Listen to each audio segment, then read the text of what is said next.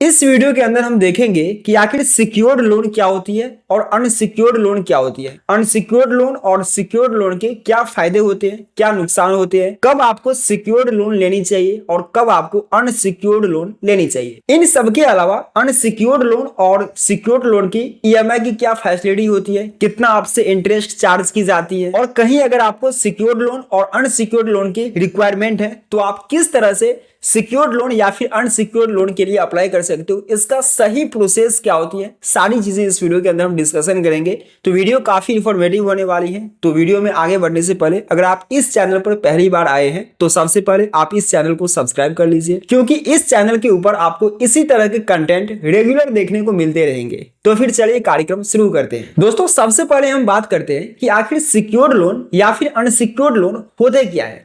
देखिए, secured loan की अगर हम बात करें तो सिक्योर्ड लोन में वो लोन आती है कि लोन लेने के लिए आप कुछ गिरवी रख रहे हो। मान के चलो आप गोल्ड लोन लेने के लिए गए तो वहां पर आप अपना गोल्ड जो आपकी है उसको आपने गिरवी रखा किसी लेंडर के यहाँ, या फिर जिस भी बैंक के थ्रू आपने गोल्ड लोन लिया है तो वहां पर आपको अपना गोल्ड गिरवी रखनी होती है और उसके बेस्ड पर में आपको गोल्ड लोन प्रोवाइड की जाती है जितनी की उसकी वैल्यू होती है। ठीक उसी तरह से मान के चलो आप होम लोन लेने के लिए कहीं पर गए तो उस केस में क्या होती है कि आपको अपने घर वहां पर में गिरवी रखनी होती है और उसके बेस्ड पर में जितना वैल्यू का आपका वो घर रहते हैं उस वैल्यू के हिसाब से आपको वहां पर लोन प्रोवाइड की जाती है। ठीक उसी तरह से कार लोन होती है। इन सब के अलावा आजकल फिक्स्ड डिपॉजिट या फिर म्यूचुअल फंड के ऊपर भी लोन प्रोवाइड किया जाता है। तो वहां पर में क्या होते हैं कि आपका पहले से पैसा वहां पर में डिपॉजिट होती है, मतलब वहां पर में गिरवी होती है और उस बेस्ड पर में आपको वहां पर लोन प्रोवाइड की जाती है। तो कोई भी लोन लेने के लिए अगर आपको कुछ भी चीजें गिरवी रखना पड़ रहा हो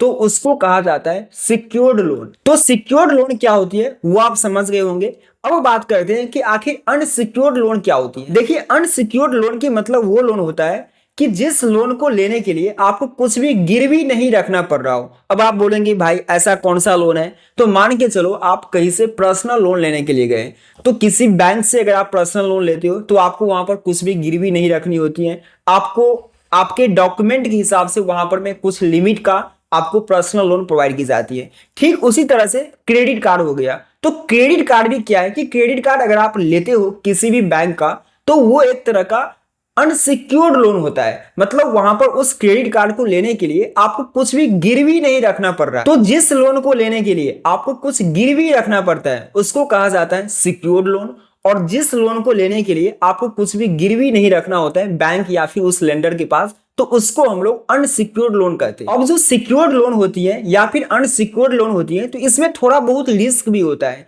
अब रिस्क किसको होता है, अगर आप सिक्योर्ड लोन लेते हो तो ऐसे में कस्टमर को जो है सो यहाँ पर में रिस्क होती है। मतलब अगर आप सिक्योर्ड लोन लेते हो तो आपके ऊपर थोड़ा बहुत रिस्क होती है।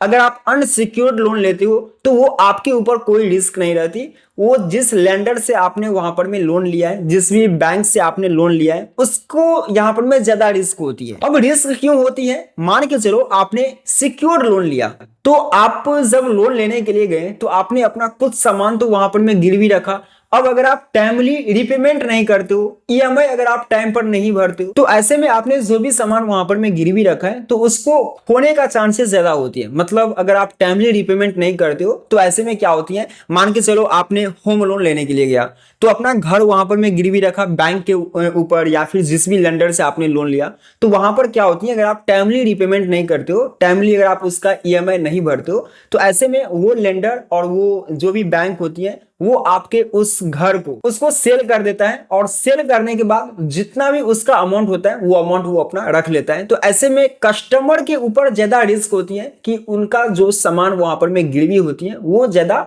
खोने का डर रहता है अगर वो टाइमली रिपेमेंट नहीं करती है। तो अगर टाइमली रिपेमेंट कर देते हैं तब तो कोई दिक्कत नहीं है। जब सारा ईएमआई वगैरह कंप्लीट हो जाती है तो आपको एनओसी मिल जाती है और जो भी सामान आपने गिरवी रखा होता है वो भी आपको इजीली मिल जाते हैं। अब घर के अलावा मान के चलो आपने कोई कार लोन लिया है तो कार लोन लेने के बाद वो कार मतलब कंप्लीटली उस लेंडर का हो गया या फिर उस बैंक का हो गया जिससे आपने कार लोन लिया है, बस आपको उसका पैसा मिला है और कार भी आपको मिला है, आप बस उस कार पर चढ़ते हो, घूमते हो। लेकिन अगर आप टाइमली रीपेमेंट नहीं करते हो, टाइमली अगर आप ईएमआई नहीं भरते हो, तो ऐसे में क्या होती है कि जो लेंडर होती है, जो भी आपको कार लोन प्रोवाइड किया हुआ है, या फिर जो बैंक होती है, वो आपसे कार खींच सकता है। मतलब उसके ऊपर पूरा राइट होती है कि वो आपसे कार ले सकते हैं और उस कार को सेल करके जो भी आपको लोन प्रोवाइड किया गया था उसका वो भरपाई कर सकता है। ठीक इसी तरह से गोल्ड लोन में भी होती है, या फिर कोई भी सिक्योर्ड लोन होती है, तो उसमें यही चीजें होती हैं कि अगर कस्टमर टाइमली रिपेमेंट नहीं करता है, टाइम पर में पैसा नहीं भरता है,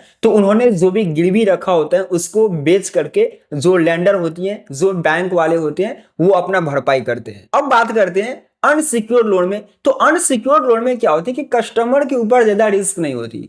वो रिस्क ज्यादा किसको उठानी पड़ती है? तो लेंडर को उठाना पड़ता है, या फिर जिस भी बैंक से आपने लिया हुआ है उसको उठाना पड़ता है। अब ऐसा क्यों? ऐसा इसलिए, मान के चलो जो अनसिक्योर्ड लोन होते हैं, मान के चलो पर्सनल लोन हो गया या फिर क्रेडिट कार्ड वगैरह आपने लिया, तो उस पर्सनल लोन का ईएमआई अगर आप टाइमली पेमेंट नहीं करते हो, या फिर उस क्रेडिट कार्ड का टाइमली अगर आप बिल पेमेंट नहीं करते हो, तो उस लेंडर के पास या फिर उस बैंक वालों के पास आपका क्या प्रूफ है? मतलब क्या चीजें हैं उसके पास जो उसको सेल करके, बेच करके वो अपना भरपाई करे? कुछ भी नहीं। वो बस आपको कॉल पर कॉल करेगा कि भाई मेरा पैसा वापस कर दो, ईएमआई भर दो। ज्यादा से ज्यादा आपके घर पर में आएंगे, उससे ज्यादा और कुछ नहीं करेंगे। आपका सिविल स्कोर थोड़ा बहुत डैमेज होती है, आपको लास्ट में सेटलमेंट करनी होती है। तो ये सारी चीजें होती हैं। तो इसमें कस्टमर को ज्यादा लॉस नहीं होती है। लॉस किसको होती है या फिर रिस्क किसके ऊपर होती है? तो वो लेंडर के ऊपर होती है या फिर उस बैंक के ऊपर होती है जिन्होंने अनसिक्योर्ड लोन प्रोवाइड किया हुआ है। अब आखिर कब आपको सिक्योर्ड लोन लेनी चाहिए और कब आपको अनसिक्योर्ड लोन लेनी चाहिए? देखिए, जब आपको कोई महंगा घर वगैरह बाय करनी हो, खरीदनी हो, या फिर आपको कोई महंगा प्रॉपर्टी वगैरह खरीदनी हो जहां पर में ज्यादा पैसा का नीड है, तो वहां पर में आपको जो है सो सिक्योर्ड लोन लेनी चाहिए। मतलब उस प्रॉपर्टी के ऊपर आपको लोन ले लेनी चाहिए, क्योंकि सिक्योर्ड लोन में क्या होती है कि उसका जो इंटरेस्ट रेट होती है वो काफी कम होती है अनसिक्योर्ड लोन के तुलना में। अगर आप अनसिक्योर्ड लोन लेते हो तो उसका अगर 25% जाती है इंटरेस्ट रेट या फिर 20% जाती है, तो उसके हिसाब से जो सिक्योर्ड लोन होती है उसका ओनली 10% जाती है या फिर 15% जाती है। तो इस हिसाब से उसका इंटरेस्ट रेट होती है। तो आप अगर जो है सो ज्यादा अमाउंट का लोन लेते हो तो आपको वहां पर में इंटरेस्ट रेट भी कम लगेंगे। इसके अलावा और भी कई सारे ऐसे चार्जेस होते हैं जो आपको कम देने पड़ते हैं। साथ में अगर आप सिक्योर्ड लोन लेते हो तो वहां पर में डॉक्यूमेंटेशन मतलब बिल्कुल कम होती है, ज्यादा डॉक्यूमेंटेशन नहीं होती है। आपका सिविल स्कोर क्या है ये सारी चीजें चेक नहीं की जाती है। आपके पास सैलरी स्लिप है या फिर नहीं है, इनकम प्रूफ कुछ है ऐसा या फिर नहीं है, ये सब सारी चीजें चेक नहीं की जाती है।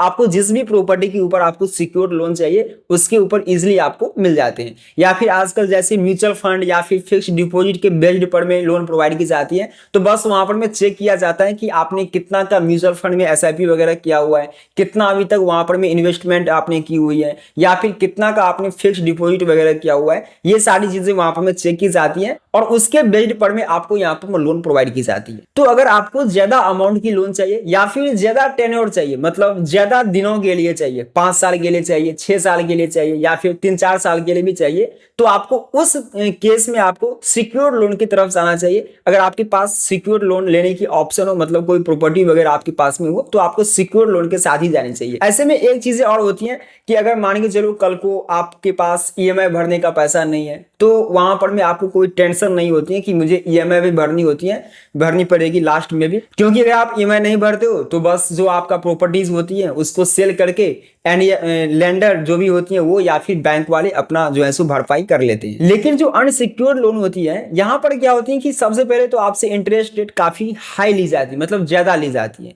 इन सब के अलावा डॉक्यूमेंटेशन भी काफी ज्यादा होती है। आपके पास सैलरी स्लिप होनी चाहिए, मतलब आपके पास एक फिक्स्ड मंथली इनकम सोर्स होनी चाहिए। इन सब के अलावा आपका सिविल स्कोर अच्छा होना चाहिए, आपके पास पैन कार्ड होनी चाहिए, आधार कार्ड होनी चाहिए, बहुत सारी चीजें मतलब वहां पर में देखी जाती हैं। उसके बाद जाकर के उस बेस्ड पर में आपको वहां पर अनसिक्योर्ड लोन प्रोवाइड की जाती है और उसमें भी आपको ज्यादा अमाउंट का अनसिक्योर्ड लोन प्रोवाइड नहीं की जाती है। आप जब भी क्रेडिट कार्ड लेने के लिए जाओगे तो स्टार्टिंग में आपको वही 10-15 हजार 20 हजार 25 हजार का जो है सो आपको वहां पर में लोन अमाउंट प्रोवाइड की जाएगी। इसी तरह से अगर आप पर्सनल लोन लेने के लिए जाते हो, फर्स्ट टाइम जाते हो, तो आपको 5 हजार या फिर 10 हजार 15 हजार या फिर 20 हजार ऐसे करके आपको लोन प्रोवाइड की जाती है जो अनसिक्योर्ड लोन होती है। वही अगर आप सिक्योर्ड लोन लेने के लिए जाते हो, तो अगर आपके पास 20 लाख का प्रॉपर्टी है तो आपको 20 लाख रुपए तक का लोन मिलेगा। अगर आपका 1 करोड़ का प्रॉपर्टीज है तो उसके बेस्ड पर में अगर आप लोन लेने के लिए जाते हो तो आपको 1 करोड़ रुपया तक का लोन वहां पर में प्रोवाइड की जाएगी। तो ये होती है अनसिक्योर्ड लोन में और सिक्योर्ड लोन में सबसे बड़ी डिफरेंस। तो सिक्योर्ड लोन और अनसिक्योर्ड लोन क्या होती है, इन दोनों में क्या क्या डिफरेंट होती है, कब आपको कौन सा लोन लेनी चाहिए, सारी चीजें आप समझ गए होंगे। अब बात करते हैं अगर आपको इस तरह के लोन चाहिए, मतलब कि सिक्योर्ड लोन या फिर अनसिक्योर्ड लोन आपको चाहिए, तो वो आप कैसे ले सकते हो। तो बहुत सारे ऐसे फाइनेंस कंपनियां हैं, बैंक है, एनबीएफसी है, जो आपको इस तरह की लोन प्रोवाइड करती है।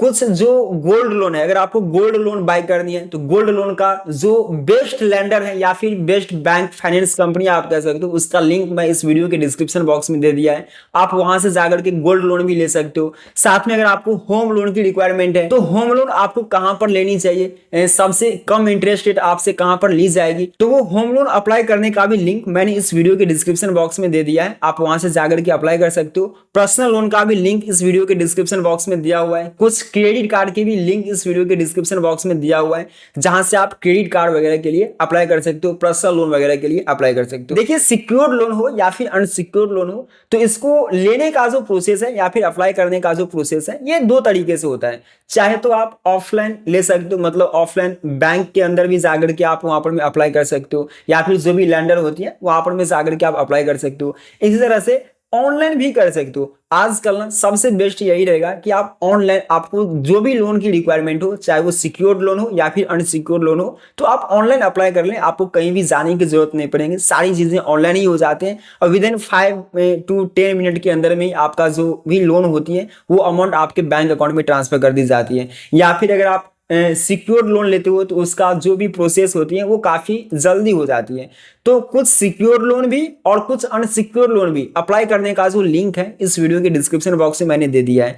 आई होप आप सब कुछ समझ गए होंगे। अगर आपके मन में किसी भी तरह के कंफ्यूजन है तो आप नीचे कमेंट बॉक्स में जरूर पूछें। चलिए मिलते हैं नेक्स्ट वीडियो में बहुत जल्द, तब तक के लिए टेक केयर, बाय बाय।